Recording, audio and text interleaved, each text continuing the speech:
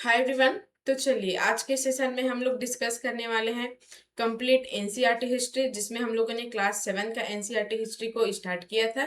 ठीक है, जिसमें हम लोगों ने दिल्ली के सुल्तान और जो मुगल साम्राज्य थे उसके बारे में हम लोगों ने यहाँ पे डिस्कस कर लिए हैं।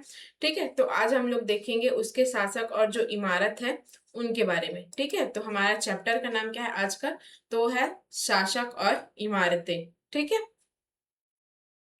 तो चलिए इसमें क्या बताया गया है कि इसमें कुतुब मीनार, जो कुतुब मीनार है उसका निर्माण किसने कराया था? तो शासक के किस शासक ने इसका निर्माण करवाया था? तो वो है कुतुबुद्दीन ऐबक। ठीक है, ऐबक ने कब कराया था? तो है 1199 में। ठीक है, कुतुब मीनार का निर्माण किसने कराया था? तो वो है कुतुबुद्दीन ऐबक। और कब कराया था? तो है 1199 में। ठीक है, इनका निर्माण कराया था, जो कि ये एक क्वेश्चन हो गया। ठीक है, फिर उसके बाद इसमें क्या बना है कि छज्जे के नीचे छोटे मेहराब तथा ज्यामितीय रूपरेखाओं द्वारा निर्मित नमूने को देखो। ठीक है, ये उसमें जो डायग्राम दिया है उसमें देखने के लिए बोले हैं। और फिर देखो जो ये अभिलेख है, ठीक है, जो ये कुतुब मीनार जो ऐबक उसके द्वारा जो ये कुतुब मीनार का निर्माण करवाया गया है उसमें अभिलेख लिखे गए हैं। ठीक है, तो वो अभिलेख है, ठीक है, जो ये अभिलेख है किसमें लिखी? ये दो पट्टियों में दिखाई दे रहे हैं। ठीक है, अभी इसको पढ़ लेते हैं, फिर इसके बाद मैं इसके आपको डायग्राम में इसको दिखा दूंगी कि ये अभिलेख कहाँ पे है। तो जो ये अभिलेख लिखे गए हैं वो किसमें लिखे गए? तो वे अरबी में लिखे गए हैं। ठीक है, जो ये अभिलेख है वो किसमें लिखे गए हैं? तो ये अरबी में। फिर दिखाई देखते हैं, चलो इसको। ठीक है, जो इसका अभिलेख है देखो, ये दो अभिलेख, ठीक है, ये दो लेयर में बोला है। तो ये एक है और ये एक है। ठीक है, जो कि ये किसमें लिखे गए ये अभिलेख? तो ये अरबी भाषा में लिखे गए। ठीक है, अरबी में लिखे गए ये अभिलेख। फिर इसके बाद देखते हैं हम लोग। गौर गौर करें कि मीनार का बाहरी हिस्सा घुमावदार तथा कोणी है, देखे हैं। ठीक है, और इसी तरह इस पर अभिलेख लिखने के लिए काफी परिशुद्धता की आवश्यकता होती है। सर्वाधिक योग्य कारीगर ही इस कार्य को संपन्न कर सकते हैं। जाहिर सी बात है, आ, जो इस चीज में अच्छे हो वही लोग इसको कर सकते हैं। ठीक है, फिर यहाँ पे 13वीं शताब्दी में कुतुब मीनार जैसे इमारत का देखने वाले पर क्या प्रभाव पड़ा होगा, ये पूछा गया है यहाँ पे। फिर इसमें क्या बोला है? 8वीं या 18वीं शताब्दियों के बीच राजाओं तथा उनके अधिकारियों ने दो तरह की इमारतों का निर्माण करा है। पहली इमारत में क्या थी कि सुरक्षित संरक्षित तथा इस दुनिया, ठीक है, जो सुरक्षित और संरक्षित इमारतें थे। और दूसरी टाइप का क्या था? तो इसमें आराम विराम की भव्य जगह, किले, महल, मकबरे और ये थे। ठीक है, इसमें फर्स्ट में क्या क्या थी? तो फर्स्ट में थी तो कि ये सुरक्षित संरक्षित और इस दुनिया, और जो दूसरी दुनिया में आराम विराम की भव्य जगह, किले, महल, मकबरे ये सब थी। और फिर दूसरे में क्या थे? तो ये मंदिर, मस्जिद, हौज, कुएं, सराय, बाजार जैसी ये उपयोग की इमारतें थी। ठीक है, तो ये सब है यहाँ पे का। फिर इसके बाद वे मंदिरें, मस्जिदों और कुएं का निर्माण करवाते थे। ठीक है, जो ये निर्माण करा रहे थे उसमें ही ये मंदिर, मस्जिद और कुएं ये सब का निर्माण कराते थे। परंतु घरेलू स्थापत्य व्यापारियों की विशाल हवेलियों के अवशेष 18वीं शताब्दी में ही मिलने शुरू होते हैं। ठीक है, और जो यहाँ पे व्यापारी, जो घरेलू स्थापत्य व्यापारी थे, तो उसके जो विशाल हवेली थे तो उनका अवशेष कब यहाँ पे मिलना शुरू हुआ? तो ये 18वीं शताब्दी में। ठीक है, 18वीं शताब्दी में देखने को मिला, मतलब मिलना शुरू हुआ। ठीक है, उनका अवशेष। फिर यहाँ पे आगे क्या बोले? तो देखो ये कुतुब मीनार है। ठीक है, जो कि ये 5 मंजिला इमारत है। तो फिर इसमें जो अभिलेख है, जो कि हम लोग बात कर रहे थे, इसमें अभिलेख है जो कि दो पट्टियों में है। ये फर्स्ट पट्टी, ये सेकंड पट्टी, मतलब ये दो पट्टी है जिसमें से ये अभिलेख लिखे गए हैं। और जो इसमें अभिलेख लिखे गए हैं वो अरबी है। ठीक है, अरबी भाषा में ये अभिलेख लिखे गए हैं। तो फिर इसमें क्या बोला? इस इमारत की पहली मंजिला का निर्माण कुतुबुद्दीन ऐबक तथा शेष मंजिलों का निर्माण 1229 के आसपास इल्तुतमिश द्वारा करवाया गया है। ठीक है। मतलब यहाँ पे ऐसा बोल सकते हैं जो कुतुब मीनार है उसका निर्माण पूरी तरह से कुतुबुद्दीन ऐबक के द्वारा नहीं किया गया है। ठीक है। उसके बाद जो शासक थे इल्तुतमिश, तो उसके द्वारा भी कराया गया है। कब? तो यह है 1229 में। ठीक है। मतलब लेकिन जो इसका स्टार्टिंग किया था वो कुतुबुद्दीन ऐबक ने किया था। फिर उसके बाद जो उसका और कुछ काम बचा था, शेष मंजिला का जो निर्माण कराया गया है आगे, वो इल्तुतमिश के द्वारा 1229 के आसपास के टाइम में कराया गया। ठीक है। कई वर्षों में यह इमारत आंधी तूफान तथा भूकंप की वजह से क्षतिग्रस्त हो गई। अलाउद्दीन खलजी, मोहम्मद तुगलक, फिरोज शाह तुगलक तथा इब्राहिम लोदी ने इसकी मरम्मत कराई है। ठीक है। फिर यहाँ पे आगरा किले के निर्माण में लगा श्रम। अब देखो, जो आगरा किले का जो निर्माण कराया गया अकबर के द्वारा, उसमें कितने श्रम लगे, मतलब कितने लोग लगे हैं उसमें निर्माण करने के लिए। तो देखो, इसमें किले के निर्माण हेतु इसमें 2000 श्रम लगे, पत्थर काटने वाले भी 2000 लगे, और सीमेंट व चूना बनाने वाले और तथा जो 8,000 मजदूरों इसमें इसकी आवश्यकता पड़ी थी। ठीक है। आगरा किले के निर्माण में फिर इसमें क्या बताया गया है, अभियांत्रिकी कौशल तथा निर्माण कार्य। देखो, अब इसमें टेक्नोलॉजी और जो इसका निर्माण का जो कार्य था उसको देखते हैं यहाँ पे। तो इसमें क्या बताया गया है, स्मारकों से हमें उनके निर्माण में प्रयुक्त शिल्प विज्ञान का भी पता चलता है। ठीक है। अभियांत्रिकी है तो जो उनके जो निर्माण में जो टेक्नोलॉजी, जो साइंस, ये सब है, जो प्रयुक्त टेक्नोलॉजी हुई है, तो उसका पता चलता है। तो फिर हम चार दीवारों के आर पार लकड़ी की शहतीरों अथवा पत्थर की पट्टियां रखकर छत बना सकते हैं। ठीक है। ये इनके टेक्नोलॉजी के बारे में यहाँ बताया गया, जो इनकी अभियांत्रिकी कौशल थी और जो इनके निर्माण कार्य थे उनके बारे में। तो लेकिन यह कार्य उस समय बहुत कठिन हो जाता था। जब हम एक विस्तृत अधिरचना वाले विशाल कक्ष का निर्माण करना चाहते हैं तो इसके लिए अधिक परिष्कृत कौशल की जरूरत होती थी। ठीक है। ये ऐसी एक नॉर्मल, इसको कहानी टाइप से ही पढ़ सकते हैं, जो कि ये इतना ज्यादा इम्पोर्टेंट नहीं है यहाँ पे। तो यहाँ पे एक इम्पोर्टेंट है ये अनुप्रस्थ टोडा निर्माण। ठीक है। अब यहाँ पे अनुप्रस्थ टोडा निर्माण क्या है? ठीक है। यहाँ पे अनुप्रस्थ टोडा निर्माण ये क्या है? तो ये है अकबर ने जो भी इमारतें बनवाई। ठीक है। अकबर ने जो भी इमारतें बनवाई, तो जो वो शैली, मतलब वो जिस शैली में बनवाए, तो उस शैली के ही, जो उस शैली का नाम है उसको ही अनुप्रस्थ टोडा निर्माण कहा गया। ठीक है। यहाँ पे क्वेश्चन भी देख सकते हैं। अकबर ने जो भी इमारतें बनवाई उसे किस शैली की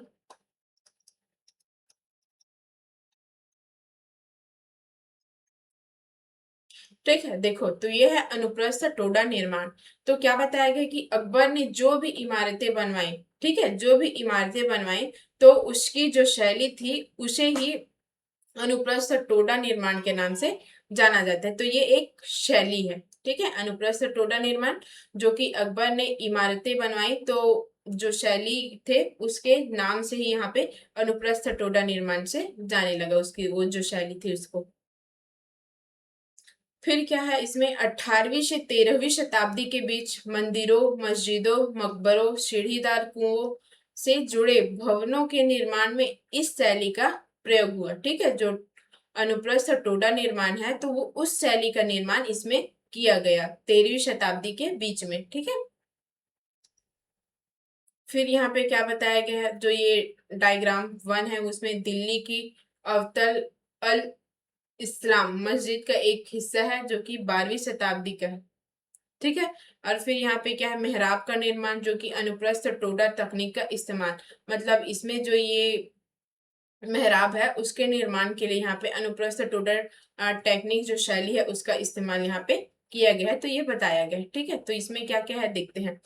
तो इसमें जो 12वीं शताब्दी में दो प्रौद्योगिकी एवं शैली संबंधी परिवर्तन दिखाई पड़ने को मिलता है। ठीक है। तो इसमें फर्स्ट में क्या है, दरवाजे और खिड़कियों के ऊपर की अधिरचना, का भार कभी कभी मेहराबों पर डाल दिया जाता था। वास्तुकला का यह चापाकार रूप था। ठीक है। फिर उसके बाद सेकंड क्या है इसमें, निर्माण कार्य में चूना पत्थर सीमेंट का प्रयोग बढ़ गया। ठीक है। अब जो उस टाइम जो किसी भी का निर्माण कराया जाता था तो उसमें चूना पत्थर और सीमेंट का उसका प्रयोग बढ़ गया। यह उच्च श्रेणी की सीमेंट होती थी जिसमें पत्थर के टुकड़ों के मिलाने से कंक्रीट बनती थी। इसकी वजह से विशाल ढांचों का निर्माण सरलता और तेजी से होने लगा। ठीक है, तो यही बताया गया है।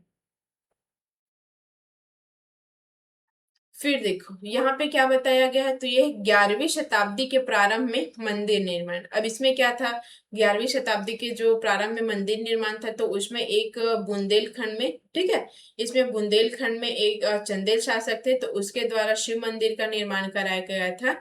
ठीक है, तो जिसे कंदरिया महादेव मंदिर के नाम से जाना गया।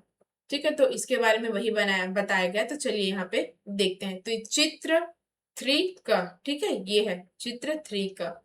इसमें क्या बोला है, शिव की स्तुति में। ठीक है, और जो ये मंदिर है वो किसकी स्तुति में बनाएंगे, तो ये शिव की स्तुति में बनाएंगे। ठीक है, तो इसमें क्या बोला है, शिव की स्तुति में बनाए गए कंदरिया महादेव मंदिर का निर्माण चंदेल राजवंश के राजा धंग देव द्वारा 999 में किया गया। ठीक है, तो जो है यहाँ पे 11वीं शताब्दी में जो ये मंदिर बनाया गया तो इसमें एक महादेव मंदिर बनवाया गया। तो कौन सा था, कंदरिया महादेव मंदिर, जिसको किसके द्वारा बनवाया गया था, तो ये थे चंदेल राजवंश के राजा धंग देव द्वारा 999 में किया गया था। ठीक है, इसका निर्माण। तो यहाँ से अब हम लोग क्वेश्चन भी देख सकते हैं कि जो कंदरिया महादेव मंदिर का निर्माण किसके द्वारा कराया गया। ठीक है, क्वेश्चन है कंदरिया महादेव मंदिर का निर्माण किसके द्वारा कराया गया, तो वे था चंदेल राजवंश के राजा धंग देव द्वारा। ठीक है, और इसको किसकी स्तुति में बनाई गई थी, तो वे शिव की स्तुति में बनाए गए थे। और कब बनाए गए थे, तो ये 999 में बनाए गए थे। ठीक है, अब फिर यहाँ पे दिया गया चित्र 3 ख। अब यहाँ पे ये 3 ख दिया गया है, तो ये क्या है, तो ये मंदिर की एक योजना है। ठीक है, जैसे कि हम लोग घर को बनाने के लिए एक योजना उसका मैप बनाते हैं ना, वैसे ये मंदिर को बनाने के लिए उसकी एक योजना है। एक अलंकृत द्वार से इसके प्रवेश भाग और मुख्य सभा भवन, जिसको जो सभा भवन था उसको महामंडप भी बोला जाता था, जहां नृत्य का आयोजन होता था ताकि पहुंचा जाता था। ठीक है, नृत्य का आयोजन होता था तो वहां तक पहुंचा जाता था। फिर यहाँ पे प्रमुख देवता की मूर्ति, मुख्य मंदिर। ठीक है, अब जैसे कि हम लोग जानते हैं कि जो प्रमुख देवता है उसका, ठीक है, उसका मूर्ति गर्भगृह में होता है, मतलब जो मुख्य मंदिर होता है वहीं पे ही होता है। ठीक है, फिर ये धार्मिक अनुष्ठान इसी जगह संपन्न किए जाते थे, और जो ये मुख्य जो गर्भगृह होते थे तो वहीं पे ही धार्मिक अनुष्ठान वहां पे संपन्न किया जाता था, जिसमें इसमें केवल राजा और जो उनका निकटतम परिवार और जो पुरोहित होते थे तो वो ही वहां पे बैठते थे। फिर यहीं पे खजुराहो समूह में एक राजकीय मंदिर सम्मिलित है जहाँ पे सामान्य जनमानस को जाने की अनुमति नहीं थी। ये मंदिर सुपर कृष्ण उत्कीर्णित मूर्तियों से अलंकृत है। ठीक है, तो ये 11वीं शताब्दी में जो के प्रारंभ में जो मंदिर निर्माण था तो ये उसके बारे में है। अच्छा, ये क्वेश्चन, हाँ, तो इसको तो मैं बता दी थी। ठीक है, फिर यहाँ पे क्या दिए है, तंजावुर के राजराजेश्वर मंदिर के बारे में। ठीक है, अब देखियो ये क्या है, तो ये तंजावुर का राजराजेश्वर मंदिर है। ठीक है, जो इस मंदिर का शिखर है उस समय के मंदिरों में सबसे ऊंचा था। ठीक है, जो कि इसका निर्माण आसान नहीं था क्योंकि ये उन दिनों कोई क्रेन नहीं था। शिखर के शीर्षों पर 90 टन का पत्थर ले जाना इतना भारी होता था, ठीक है, कि उसे व्यक्ति अपने आप उठाकर नहीं ले जा सकते थे। इसलिए इस काम के लिए वास्तुकलाओं ने मंदिरों के शीर्ष तक पहुंचने के लिए चढ़ाईदार रास्ता बनवाया था। ठीक है, रोलरों द्वारा भी भारी पत्थरों को इस रास्ते से ऊपर ले जाया जाता था। जो ये तंजावुर का जो मंदिर है इसके वो निर्माण के बारे में यहाँ पे बताया गया है। ठीक है, तो फिर यहाँ पे एक यहाँ पे देख सकते हैं जो ये तंजावुर के राजेश्वर मंदिर का जो शिखर है वो उसकी जो शैली है वो क्या है, तो वो द्राविड़ शैली का है। ठीक है, जो तंजावुर का राजराजेश्वर मंदिर है वो एक द्राविड़ शैली का है। ठीक है। और फिर यहाँ पे क्वेश्चन भी देख सकते हैं हम लोग, किस मंदिर का शिखर सबसे ऊंचा है? ठीक है, उस टाइम में किस मंदिर का शिखर सबसे ऊंचा है? किस मंदिर का शिखर सबसे ऊंचा है? ठीक है, तो यह है तंजावुर के राजराजेश्वर मंदिर का शिखर। ठीक है, फिर यहाँ पे आगे ये देखो, ये मेहराब का एक विशुद्ध रूप है जो कि मेहराब के मध्य में डॉट अधिरचना के भार को मेहराब की आधारशिला पर डाल देती है। ठीक है, तो ये ऐसे ऐसे यहाँ पे कुछ कुछ जिसका निर्माण कराया गया है, तो वो सब के बारे में यहाँ पे बताया गया है। अब ये क्या है? मेहराब का विशुद्ध रूप, अलई दरवाजे का मेहराब। ठीक है, जो कि 14वीं सदी में इसका प्रारंभ किया गया था। ये कुव्वत अल इस्लाम मस्जिद, जो कि कहाँ पे है? दिल्ली में है। फिर ये क्या है? आगरा के किले में जल द्वार निर्माण को दिखाती एक चित्रकारी। ठीक है, जो ये आगरा का जो किला है उसमें ये जल द्वार निर्माण, ठीक है, ये कराया गया है।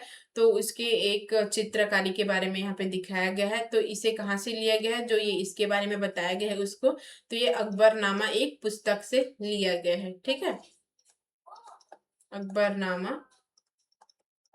पुस्तक से लिया गया है इसके बारे में। ठीक है, फिर यहाँ पे क्या दिखाया गया है? फिर यहाँ पे हमें बताया गया है मंदिरों, मस्जिद और हौज का निर्माण। ठीक है, अब यहाँ पे देखो, जो मंदिर होते थे, मस्जिद होते थे और जो हौज होते थे, उनका निर्माण कैसे किया जाता था, किस तरीके से किया जाता था। ठीक है, तो इसको यहाँ पे बताया गया है। ठीक है, तो ये देखते हैं, मंदिरों और मस्जिदों का निर्माण बहुत सुंदर तरीके से किया जाता था क्योंकि वे उपासना का स्थल थे। ठीक है, वे अपने संरक्षक की शक्ति, धन, वैभव तथा भक्ति भाव का प्रदर्शन करते थे।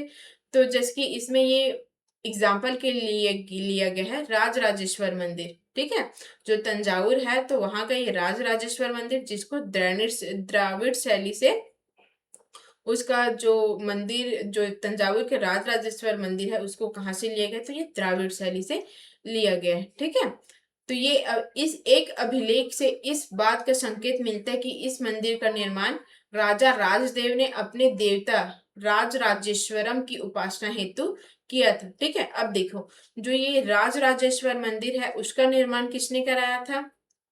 ठीक है, ये क्वेश्चन है। राजराजेश्वर मंदिर का निर्माण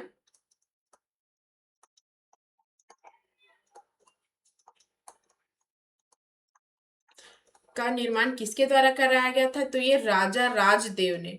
ठीक है, राजा राजदेव ने कराया था। और किस लिए? तो जो उनके देवता थे राज राजेश्वरम, उसकी उपासना के लिए इस मंदिर का निर्माण कराया गया था। ठीक है, राजा राजदेव। फिर उसके बाद राजा ने इस तरह का काम इसलिए रखा क्योंकि यह नाम मंगलकारी था, यह नाम मंगलाकारी था। और जो राजा स्वयं को ईश्वर के रूप में दिखाना चाहते थे, धार्मिक अनुष्ठान के जरिए मंदिरों में एक देवता राजा राजदेव तथा दूसरा देवता राज राजेश्वरम का सम्मान करता था। ठीक है, और इसमें जो ये मंदिर था उसमें एक धार्मिक अनुष्ठान के जरिए यहाँ पे एक देवता क्या थे? तो ये राजा राजदेव था। और दूसरे देवता क्या था इसमें? राज राजेश्वरम। तो उनका सम्मान यहाँ पे किया जाता था। ठीक है, जो ये मंदिर था उसमें। फिर वैसे ये सभी विशालतम मंदिरों का निर्माण राजाओं ने करवाया था। मंदिरों के अन्य लघु देवता शासक, सहयोगियों तथा अधीनस्थों के देवी देवता थे। यह मंदिर शासक और उनके सहयोगियों द्वारा शासित विश्व का एक लघु रूप ही था। ठीक है, तो यहाँ पे जो मंदिर था, मस्जिद था और जो हौज था, तो ये उनके निर्माण के बारे में यहाँ पे बना बताया गया है। ठीक है, अब यहाँ पे मुसलमान, तो ये तो हुआ मंदिर के बारे में। अब यहाँ पे मस्जिदों के बारे में भी बताया गया होगा। ठीक है, तो ये मुसलमान सुल्तान तथा बादशाह स्वयं को भगवान के अवतार होने का दावा तो नहीं करते थे, किंतु फारसी दरबारी इतिहासों में सुल्तान का वर्णन अल्लाह की परछाई के रूप में करते थे। ठीक है, तो यहाँ पे जो ये इतिहास थे, जो फारसी दरबारी इतिहास थे, उसमें जो सुल्तान का वर्णन है वो किसके रूप में मिला है? तो ये अल्लाह की परछाई के रूप में उनका वर्णन किया गया है। ठीक है, तो फिर दिल्ली की एक मस्जिद के अभिलेख से पता चलता है कि अल्लाह ने अलाउद्दीन को शासक इसलिए चुना था क्योंकि उसमें अतीत के महान विधित्वकर्ताओं मूसा और सुलेमान की विशिष्टताएं मौजूद थी। ठीक है, अब देखो यहाँ पे जो अलाउद्दीन है उसको एक शासक के रूप में किस लिए यहाँ पे चयनित किया गया था, क्योंकि जो उसमें अतीत के जो महान विविधकर्ताओं मूसा और सुलेमान की विशिष्टताएं उसमें मौजूद थी, इसलिए उसको शासक के रूप में यहाँ पे चयनित किया गया था। सबसे महान विविधकर्ता और वास्तुकार अल्लाह स्वयं था। उसने व्यवस्था को दूर करके विश्व के सृजन ये संतुलन कायम किया। ठीक है, फिर यहाँ पे ये और इसके बारे में दिया गया है, ठीक है, जिसको आप लोग यहाँ पे देख सकते हो। तो ये ऐसी एक कहानी टाइप से यहाँ पे दिया गया है, मतलब जानना जरूरी है, लेकिन ये आपके एग्जाम पॉइंट ऑफ व्यू से उतना ज्यादा इम्पोर्टेंट नहीं है। लेकिन ये हमारे अतीत में क्या हुआ था, उसका निर्माण, जो मंदिर मस्जिद और जो हौज थे उनका निर्माण कैसे किस टाइप से वहां पे किया गया, तो इसके बारे में यहाँ पे बताया गया है। ठीक है, फिर देखो ये भी है। अब देखो यहाँ पे क्या बताया गया है, तो जो यहाँ पे सुल्तान इल्तुतमिश है उसने देहली ये कुहना के एकदम निकटतम एक विशाल तालाब का निर्माण कराया। ठीक है, तो जो यहाँ पे सुल्तान इल्तुतमिश है उन्होंने एक विशाल तालाब का निर्माण कराया था, जो कि किसके पास है, तो ये देहली एक कुहना के निकट में है। ठीक है, और जो इनका निर्माण करा के इसको ये व्यापक सम्मान प्राप्त किया। फिर जो ये विशाल तालाब है, मतलब ये जलाशय है, उसको हौज ए सुल्तानी अथवा राजा का तालाब कहा जाने लगा। ठीक है, जो ये विशाल तालाब है उसको किसके नाम से जाना गया, तो ये हौज ए सुल्तानी या तो राजा का तालाब, इसके नाम से इसको जाना गया, मतलब वो कहा जाता था। ठीक है, तो इसमें ये यही इंपॉर्टेंट थे। फिर उसके बाद यहाँ पे शासक प्रायः सामान्यतः लोगों के लिए बड़े छोटे हौज तालाब का निर्माण कराते थे। कभी कभी वे किसी मंदिर मस्जिद अथवा गुरुद्वारों का हिस्सा होते। ठीक है, तो ये सब यहाँ पे ये निर्माण कराते थे जो शासक होते थे वो सब। फिर यहाँ पे क्या बताया गया, तो ये अपनी नई राजधानी शाहजहानाबाद, ठीक है, जो कि 1650 से 56, ठीक है, तो इतने टाइम की अवधि में इसका निर्माण कराया गया। ठीक है, तो ये शाहजहां द्वारा बनवाई गई एक जामी मस्जिद की योजना, ये इसके बारे में यहाँ पे दिखाए गए हैं। ठीक है, अब देखो यहाँ पे क्या बताया है, जल का महत्व। तो जल का महत्व यहाँ पे क्या बताया है, तो ये फारसी शब्द आबाद और आबादी आब शब्द के निकले हैं। ठीक है, जो फारसी शब्द आबाद और जो ये आबादी है, तो ये वहीं से ये शब्द निकला है आब। ठीक है, जिसका अर्थ है पानी। तो आबाद शब्द उस जगह के लिए इस्तेमाल होता था जहां बसावट होती थी। ठीक है, आबाद आबाद, ठीक है, आबाद से ही क्या लिया गया है, आब, जिसका अर्थ क्या होता था, पानी। ठीक है, तो इसका इस्तेमाल, जो इस शब्द का इस्तेमाल है उसको वही किया जाता था जिसका इस्तेमाल यहाँ पे बसावट हो, तो उसी के लिए इसका इस्तेमाल किया जाता था। इसका एक अन्य अर्थ खुशहाली भी है। आबादी का अर्थ जनसंख्या एवं समृद्धि दोनों ही है। ठीक है, अब देखो हमें यहाँ पे क्या दिया गया है, एक हरमंदर साहब, जो कि ये स्वर्ण मंदिर, ठीक है, स्वर्ण मंदिर जो कि ये अमृतसर में है, उसके बारे में यहाँ पे दिखाया गया है। उसका पवित्र सरोवर, ठीक है, जो ये तालाब है, ये सरोवर, ये वो है, और ये स्वर्ण मंदिर, तो इसके बारे में यहाँ पे दिखाया गया, जो कि ये अमृतसर में है। ठीक है, इसको गोल्डन टेम्पल के नाम से जाना जाता है, स्वर्ण मंदिर। अब देखो यहाँ पे मंदिरों को नष्ट, जो ये मंदिरें थे उसको क्यों नष्ट किया गया था, मंदिरों को। ठीक है, अब जैसे कि हम लोग जो जानते थे, जो मंदिर होते थे उस टाइम के, वो एक धन संपदा से वो परिपूर्ण होते थे।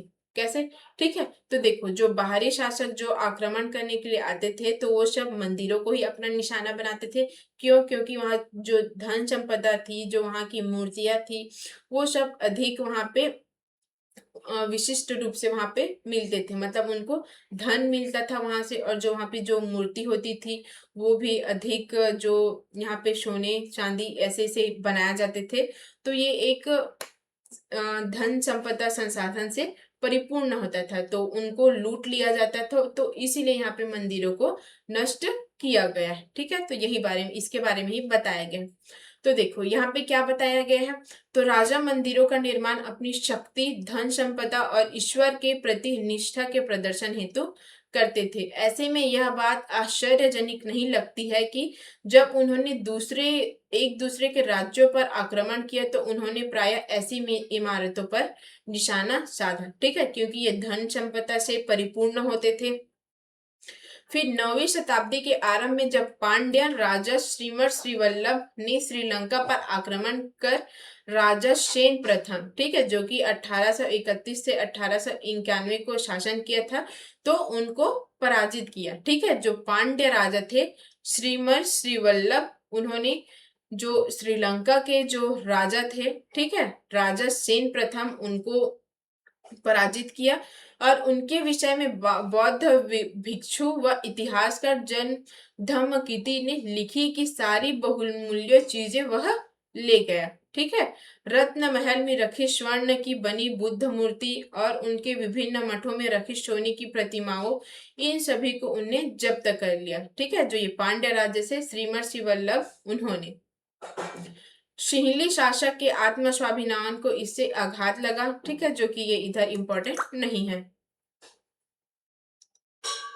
फिर यहाँ पे ये भी इंपॉर्टेंट नहीं है, तो ये कि उसके बाद जो यहाँ पे जो चोल राजा थे, चोल राजा राजेंद्र प्रथम, उसने अपनी राजधानी, ठीक है, उसने अपनी राजधानी में शिव मंदिर का निर्माण करवाया था। उसने पराजित शासकों से जब्त की गई उत्कृष्ट प्रतिमाओं से भर दिया गया, ठीक है। जो शासक पराजित किए जाते थे, तो जो वहाँ की जो मूर्तियां और जो ये धन संपदा थी, तो उससे इसको जो ये निर्माण था उसको, प्रतिमाओं से इसको भर दिया गया, ठीक है।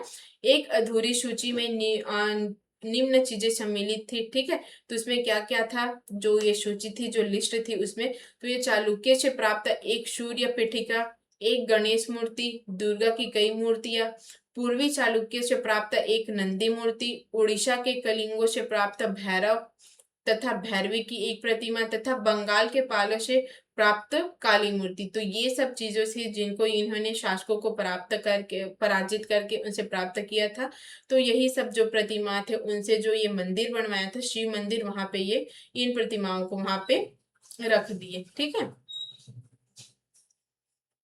फिर देखो यहाँ पे सबसे इंपॉर्टेंट क्या है, ये गजनी के सुल्तान, ठीक है, गजनी के सुल्तान महमूद राजेंद्र प्रथम, ठीक है। जो गजनी के सुल्तान थे महमूद, वो देखो ये किसके समकालीन थे, तो ये कौन से शासक के समकालीन थे, तो ये राजेंद्र प्रथम का समकालीन था, ठीक है।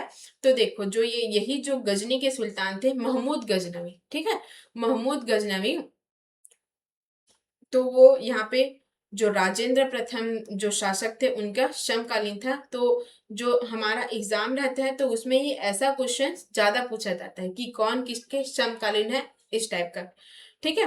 तो भारत में अपने अभियानों के दौरान उसने पराजित राजाओं के मंदिरों को अपवित्र किया और उनके धन मूर्तियों को लूट लिया, ये महमूद गजनी, ठीक है, जो गजनी का सुल्तान था। उस समय सुल्तान महमूद को बहुत तो महत्वपूर्ण शासक नहीं था, लेकिन मंदिरों को नष्ट करके खास तौर से, ठीक है। और देखो जो इन्होंने जो सोमनाथ का मंदिर था, ठीक है, उसको इसी ने ही लूटा था, गजनी के सुल्तान जो महमूद गजनवी थे उसी ने ही। फिर उसी के बाद ही एक महान इस्लामी योद्धा के रूप में श्रेय प्राप्त करने का प्रयास किया, ठीक है। जब उन्होंने सोमनाथ का मंदिर या जब लूटा था, तो उसके बाद ही यह एक महान इस्लामी योद्धा के रूप में अपने आप को श्रेय प्राप्त करने का प्रयास किया, ठीक है। मध्ययुगीन राजनीति और संस्कृति में ज्यादातर शासक अपने राजनीतिक बल व सैनिक सफलता का प्रदर्शन पराजित शासकों के उपासना स्थलों पर आक्रमण करके और उन्हें लूट करके करते थे, ठीक है। और देखो जो उस टाइम के जो शासक थे वो अपने राजनीतिक बल और वो सैनिक सफलता का प्रदर्शन कैसे करते थे, तो वो शासकों को पराजित करके और जो उनके उपासना स्थल होता था उस पर आक्रमण करके उन्हें लूट लेते थे, और इस प्रकार वो अपने राजनीतिक बल व सैनिक सफलता का प्रदर्शन करते थे, ठीक है। फिर देखो यहाँ पे एक मुगल चार बाग, इसके बारे में बताया गया, जो कि ये हुमायूं को मकबरे का चार बाग है, ठीक है, जो कि दिल्ली में है, और इसका निर्माण 1562 से 71 में किया गया है। फिर इसके बाद यहाँ पे कश्मीर में शालीमार बाग की सीढ़ियादार चार बाग, ठीक है, इसके बारे में यहाँ पे दिखाया गया। फिर यहाँ पे लाल महल बारी में चार बाग को तटी बाग के रूप में अपनाया गया, तो ये है। ठीक है, तो ये चार बाग के बारे में यहाँ पे दिखाया गया है। ठीक है, अब यहाँ पे देखते हैं बाग, मकबरे तथा किला। ठीक है, मुगलों के अधीन वास्तुकला और अधिक जटिल हो गई। मुगलों के अधीन जो वास्तुकला थी वो और अधिक जटिल हो गई। ठीक है, तो यहाँ पे बाबर, हुमायूं, अकबर और जहांगीर और विशेष रूप से शाहजहां साहित्य कला और वास्तुकला में व्यक्तिगत रुचि लेते थे। ठीक है, जो ये बाबर थे, हुमायूं थे, और जो ये अकबर, जहांगीर, और ये विशेष रूप से तो यहाँ पे शाहजहां, जो कला, वास्तुकला और व्यक्तिगत रुचि लेते थे। ठीक है, फिर ये व्यक्तिगत रुचि में यही एक एक चार बाग। ठीक है, ये चार बाग है जिन्होंने ये चार बाग बनाने की परंपरा अकबर के समय से शुरू हुई। कुछ सर्वाधिक सुंदर चार बागों को कश्मीर, आगरा और दिल्ली में जहांगीर और शाहजहां ने बनवाया था। ठीक है, जो ये चार बाग मैं यहाँ पे दिखाई थी ना आपको, ये डायग्राम, तो ये वही है। ठीक है,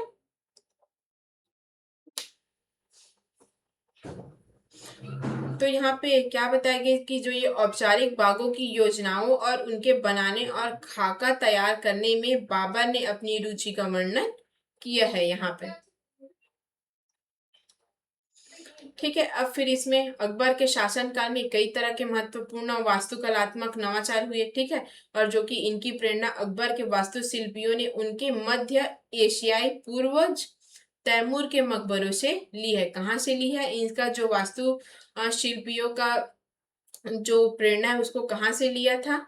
तो वो लिया था अकबर के वास्तुशिल्पियों, उनके मध्य जो एशियाई पूर्वज तैमूर के मकबरे से ली थी। ठीक है, अब यहाँ पे हुमायूं के मकबरों में सबसे पहली बार देखने को मिला, क्या देखने को मिला? जो हुमायूं का मकबरा था उसमें तो ये केंद्रीय गुंबद जो कि बहुत ऊंचा था। ठीक है, और ऊंचा ये मेहराबदार प्रवेश द्वार मुगल वास्तुकला के महत्वपूर्ण रूप बन गए। ठीक है, और जो यह मकबरा एक विशाल औपचारिक चारबाग के मध्य में स्थित था। इनका निर्माण 8 स्वर्गों तथा हस्त विहिस्त की परंपरा में हुआ था। ठीक है, और जो ये यहाँ पे जो ये मेहराब द्वार, प्रवेश द्वार था, ठीक है, तो इसका निर्माण कहाँ से हुआ था, किसकी परंपरा में हुआ था?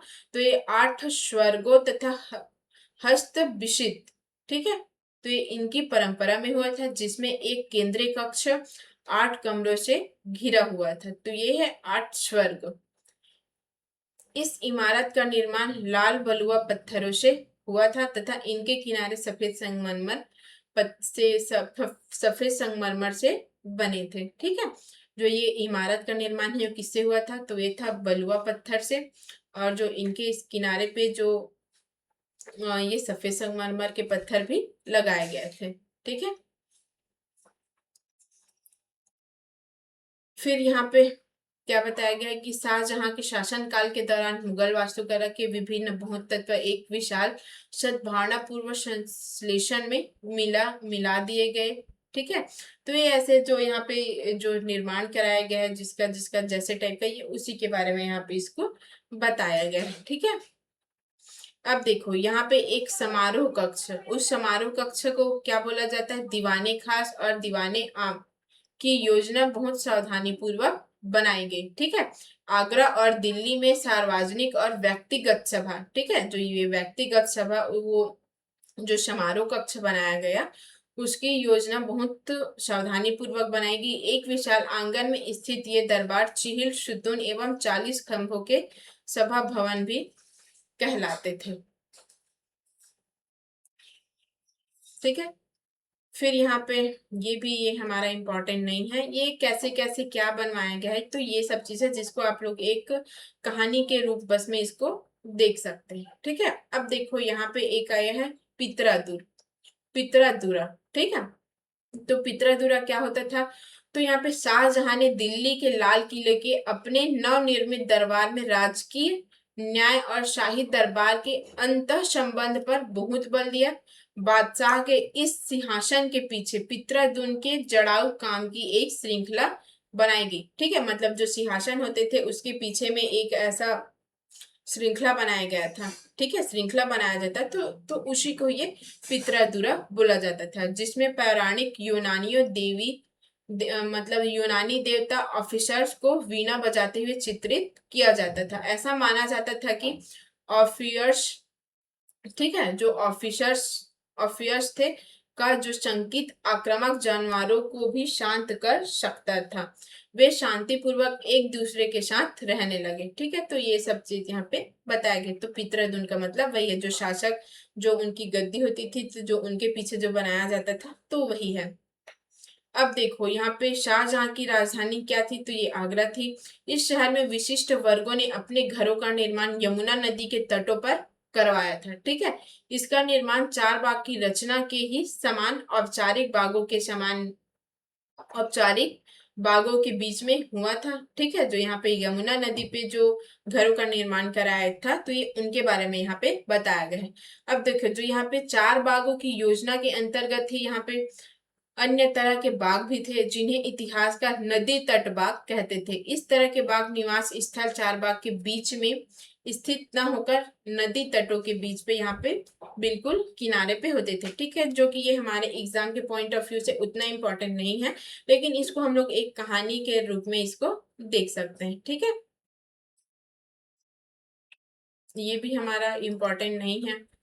तो बस ये इसमें ताजमहल के बारे में बताया गया है, ठीक है। अच्छा ठीक है, इसको देख ही लेते हैं।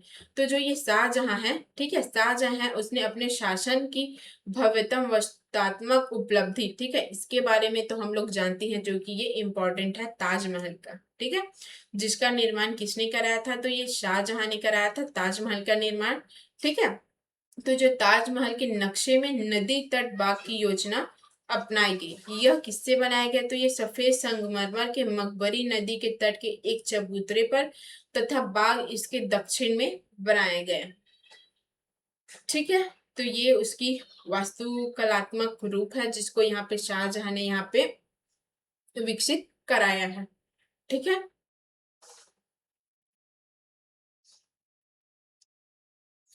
अब देखो, ये काबुल का चार बाग है, ठीक है, ये काबुल का चार बाग है, इसके बारे में यहाँ पे दिखाया गया है, जो कि उन 1590 की एक चित्रकारी है, ठीक है। मतलब कैसे रास्ते पे एक दूसरे को काटती नहरें, चार बाग योजना विशेषताएं यहाँ पे बताई गई है। अब देखो, ये है हुमायूं का मकबरा, ठीक है, जो कि 1562 से 1571 तक के बीच इसको निर्मित किया गया है, हुमायूं का मकबरा, ठीक है।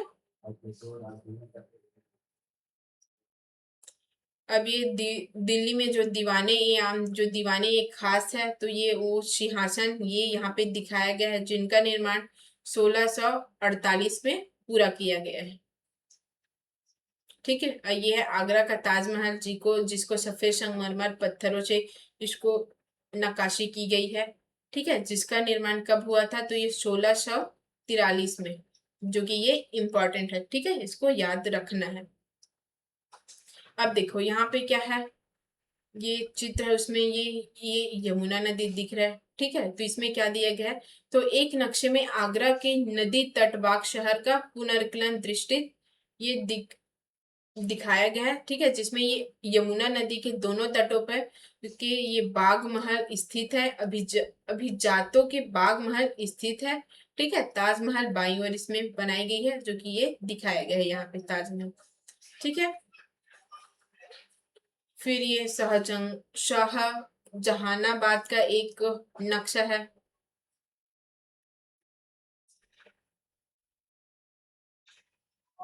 फिर उसके बाद क्षेत्र व साम्राज्य।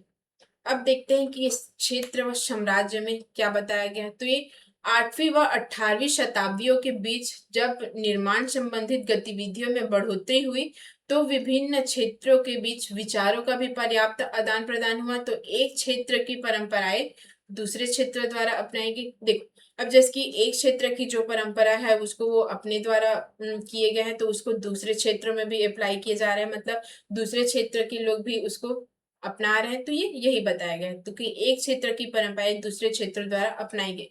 तो यहीं पे एग्जाम्पल के क्या लिया गया है, विजयनगर में राजाओं की गजशालाओं पर बीजापुर और गोलाकुंडा, ठीक है, बीजापुर और गोलाकुंडा तो ये देखे थे, तो जो ये बीजापुर और जो गोलाकुंडा वाला हम लोग ये पिछले चैप्टर में देखे थे औरंगजेब वाला टाइम। ठीक है, आसपास की सल्तनतों की वास्तु कलात्मक शैली का बहुत बड़ा प्रभाव पड़ा। ठीक है, इसके बारे में जो इसके वास्तुकलात्मक है इसको चैप्टर 6 में यहाँ पे बताया गया है। तो फिर इसकी जो यहाँ पे मथुरा के निकट स्थित वृंदावन में बनी मंदिरों की वास्तुकलात्मक शैली फतेहपुर सीकरी के मुगल महलों से बहुत मिलती जुलती है। ठीक है, अब जो यहाँ पे मथुरा में जो वृंदावन में जो मंदिर बना है तो जो उसकी वास्तुकलात्मक है वो किससे यहाँ पे मिलती जुलती है, तो जो यहाँ पे फतेहपुर सीकरी की जो शैली है तो ये वहां से जो मुगल महल है वहां से मिलता जुलता है। ठीक है, यहाँ पे दिखाया गया है कि वृंदावन का, ठीक है, ये वृंदावन का ये मंदिर का निर्माण है। ठीक है, जो कि ये फतेहपुर सीकरों की इस सीकरी से यहाँ पे मिलती जुलती है। ठीक है, वहां की वास्तुकला से। ठीक है, तो ये सब ये इम्पोर्टेंट नहीं है यहाँ पे। ये यहाँ पे वृंदावन का है। ठीक है, जो कि मंदिर का अंदरूनी भाग है। तो ये जो ये वही वास्तुकला है जिसको किससे बनाया गया है, तो ये लाल बलुआ पत्थर से निर्माण किया है। ठीक है, दो प्रतिच्छेदी मेहराब पर ध्यान दे इन्हें, जिनकी इनकी ऊंचा भीतरी छत पर निर्माण कर वास्तु की यह शैली उत्तर पूर्वी ईरान से आई है और फतेहपुर सीकरी में इसका प्रयोग किया गया था। ठीक है, देखो ये फतेहपुर सीकरी जो कि जोधाबाई महल में छत के विस्तार को संभालने अलंकृत स्तंभ तथा टेक, ये गुजरात क्षेत्र की वास्तुकलात्मक परंपराओं से प्रभावित है। ठीक है, जो ये फतेहपुर सीकरी है वो जोधाबाई महल के नाम पे यहाँ पे बनाया गया है इसको। अब देखो ये क्या है, आसमान छूते चर्च। अब ये आसमान छूते चर्च यहाँ पे इंपॉर्टेंट है, क्यों? क्योंकि जो यहाँ पे गोथिक गोथिक शैली, ठीक है, यहाँ पे गोथिक शैली इसका वर्णन किया गया है यहाँ पे। तो गोथिक शैली क्या होती थी, तो गोथिक शैली जहाँ पे चर्च के निर्माण की शैली होती थी उनको गोथिक शैली बोला जाता था। ठीक है, गोथिक शैली। तो ये क्या होता था, तो चर्च निर्माण की जो शैली होती थी, चर्च निर्माण की शैली,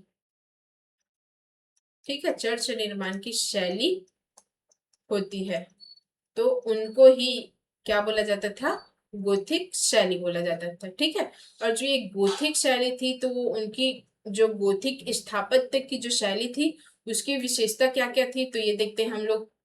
ये नुकीले ऊंचे मेहराब, रंगीन कांच का प्रयोग जिसमें प्रायः बाइबिल से लिए गए दृश्यों का चित्रण, उड़ते हुए पुश्ते, दूर से ही दिखने वाली ऊंची मीनार और घंटी वाले बुर्ज बाद में चर्च से जुड़े। ठीक है, तो ये सब इसकी जो गोथिक साहित्य थी, जो गोथिक स्थापत्य शैली थी, तो ये इनके विशेषता है। ठीक है, यह इस वास्तुकलात्मक शैली के सर्वोत्तम ज्ञात उदाहरणों में से एक, ये जो ये यहाँ पे जो चर्च दिया गया है वो कहाँ का है, तो ये पेरिस का नाइट्रेट चर्च है, नाइट्रेडम चर्च है। ठीक है, जो कि 12वीं और 13वीं शताब्दियों में कई दशकों में इसका निर्माण हुआ है। ठीक है, तो यहीं से हम लोग हमारा जो चैप्टर है, जो ये चैप्टर नंबर 5 है, वो यहाँ पे कंप्लीट होता है। ठीक है, तो अगर आपको इस क्लास से कोई भी इंक्वायरी होगी तो नीचे डिस्क्रिप्शन बॉक्स में व्हाट्सएप नंबर दिया गया है, आप वहाँ पे इंक्वायरी कर सकते हैं। ठीक है, और जो इस क्लास का पीडीएफ है वो नीचे टेलीग्राम चैनल का लिंक भी दिया गया है, तो ये उसमें अपलोड हो जाएगा, तो आप लोग वहां से इसका पीडीएफ ले सकते हैं। ठीक है, तो थैंक यू सो मच, मिलते हैं नेक्स्ट सेशन में, तब तक के लिए वेल डन।